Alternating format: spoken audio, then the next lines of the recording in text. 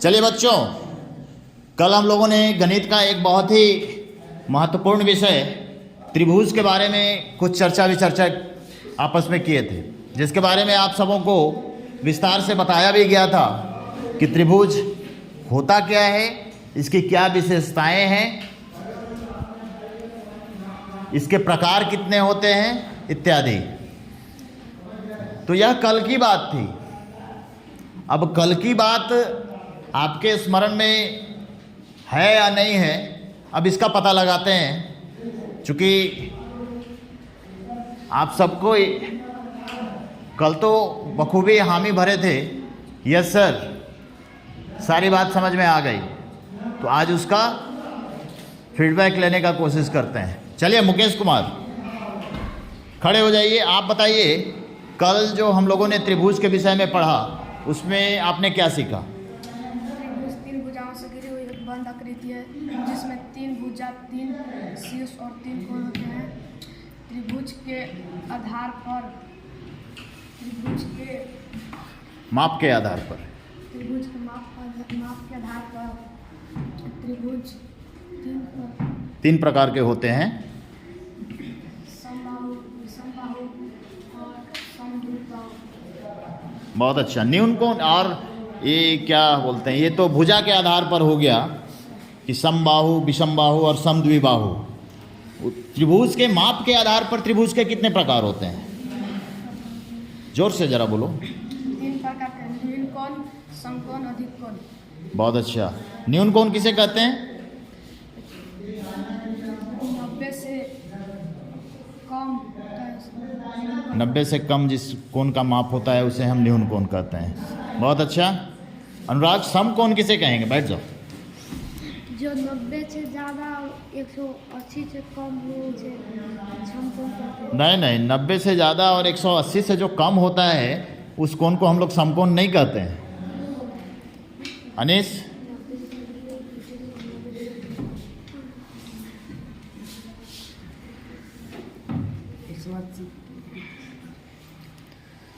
इस दुनिया का सबसे आसान काम क्या है पता है? क्या है दुनिया का सबसे आसान काम?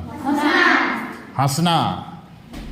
कैसे भी घड़ी हो, बस एक बात छिड़नी चाहिए, हंसी स्वतः निकल आती है। प्रिंस कुमार, समकोण किसे कहते हैं? वह कोण जिसका माप 90 डिग्री हो, समकोण। त्रिभुज का वैसा कोण जिसकी माप 90 डिग्री है। तुम बालक, क्या नाम है? रोशन कुमार। रोशन कुमार। ये बंदर टोपी, इसको ऐसे कर लो। अब तुम बताओ, अधिक कोण के बारे में क्या जानते हो? 90 डिग्री से बड़ा होता है उसे अधिक कोण कहते हैं। 90 डिग्री से कितना बड़ा? 180 डिग्री तक। 180 डिग्री तक। अगर हम ये कहें कि एक त्रिभुज की एक कोण का माप अगर 175 डिग्री है तो उसको किस कोण के अंतर्गत रखेंगे? अधिक कोण। अधिक कोण। बहुत अच्छा।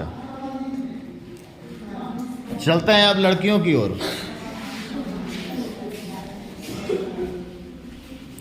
चलिए नंदिनी कुमारी, आप बताइए, कल हम लोगों ने त्रिभुज के बारे में पढ़ा और भुजा के आधार पर भी हम लोगों ने त्रिभुज के तीन प्रकार देखे थे। समद्विबाहु त्रिभुज की परिभाषा क्या है?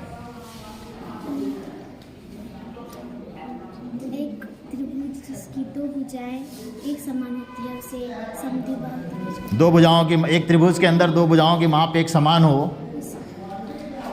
बहुत अच्छा। समबाहु, सम का अर्थ क्या होता है? सम का अर्थ बराबर और बाहु का अर्थ भुजा। हाँ, मतलब स्पष्ट है कि वैसा त्रिभुज जिसकी सभी भुजाएं बराबर होती हैं उसे हम क्या कहते हैं? समबाहु। समबाहु। चलिए, बहुत अच्छा। और एक त्रिभुज है विषमबाहु। सेकंड बेंच से कोई बताना चाहेगा? सुधा, सुप्रिया, कल नहीं आए थे। काजल, विषमबाहु,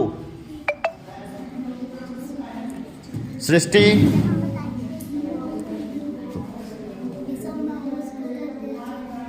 विषमबाहु उसको कहते हैं जो तीनों कोण बराबर नहीं होता है। हम कोण की तो बात ही नहीं कर रहे हैं। बाहु, भुजा, बराबर नहीं, हाँ वैसा त्रिभुज जिसकी सभी भुजाएं बराबर नहीं। समान नहीं होती हैं। तीनों भुजा का माप जो है वो डिफरेंट डिफरेंट होता है। वैसे त्रिभुज को हम विषम बाहु त्रिभुज। चलिए अच्छा, आखिरी सवाल है, बैठ जाओ। इसमें देखते हैं कि सबसे पहले जो हाथ उठाएगा जवाब उसी से लेंगे। सबसे पहला हाथ जिसका उठेगा जवाब उसी से लेंगे। एकदम हाथ को रेडी कर लीजिए, बजर राउंड की तरह है ये। जिसका हाथ सबसे पहले उठेगा जवाब उसी को देना है। द क्वेश्चन इज, त्रिभुज के तीनों कोनों के माप का योग कुल कितना होता है? सबसे पहला हाथ उठा था, सबसे पहला हाथ हम तो जान रहे हैं किसका उठा है। तुम लोग भी देखा किसका सबसे पहला हाथ उठा? अच्छा ऐसा करते हैं, हालांकि हाथ सबसे पहले उठा था अविनाश कुमार यादव का, लेकिन एक साथ सबका एक जवाब आना चाहिए 1 2 3 कहने के बाद। 1, क्वेश्चन है कि त्रिभुज के तीनों कोनों के माप का योग क्या होता है? आंसर आपको देना है 1 2 3। कितना बोले? आवाज नहीं आया। 180 डिग्री। चलिए वेरी गुड। मतलब ऐसा कहा जा सकता है कि कल की बताई गई लगभग 85% बात सबको याद है। चलिए बहुत अच्छा, कीप इट अप।